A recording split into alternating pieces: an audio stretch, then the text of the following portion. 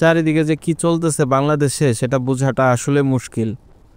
ব্যাংকের হিসাবের তথ্য জানাই দিছে নাহিদ ইসলাম। হ্যাঁ, নাহিদ ইসলাম কি লিখছে সেটা আমি স্পষ্টভাবে তুলে ধরতেছি।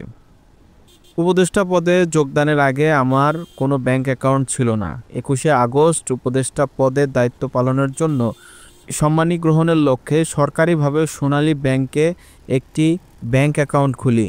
উক্ত অ্যাকাউন্টে 2024 সালের 21শে আগস্ট থেকে 2025 সালের 26শে ফেব্রুয়ারি পর্যন্ত লেনদেনের হিসাব জনগণের কাছে উপস্থাপন করছি। তিনি লেখেন, উক্ত হিসাবে 10,06,886 টাকা জমা হয়েছে। এর মধ্যে 9,96,118 টাকা উত্তোলন হয়েছে।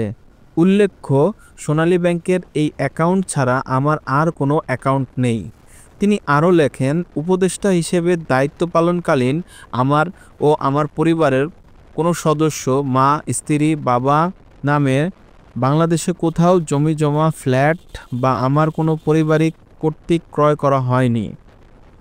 সদ্য পদত্যাগ করা এই উপদেষ্টা লেখেন, আমার একান্ত সচিবের ইসলামী ব্যাংক বাংলাদেশ হিসাবে 36,028 টাকা রয়েছে।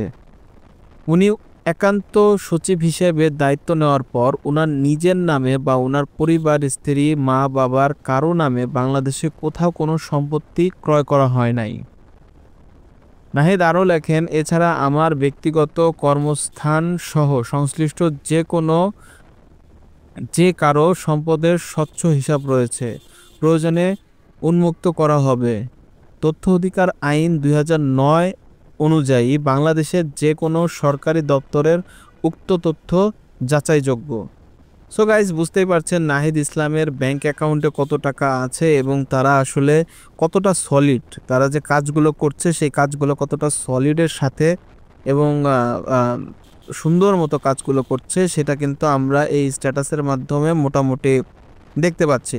সো ভিডিওটা ভালো লাগলে লাইক, কমেন্ট, শেয়ার, সাবস্ক্রাইব করতে ভুলবেন না। আল্লাহ হাফেজ।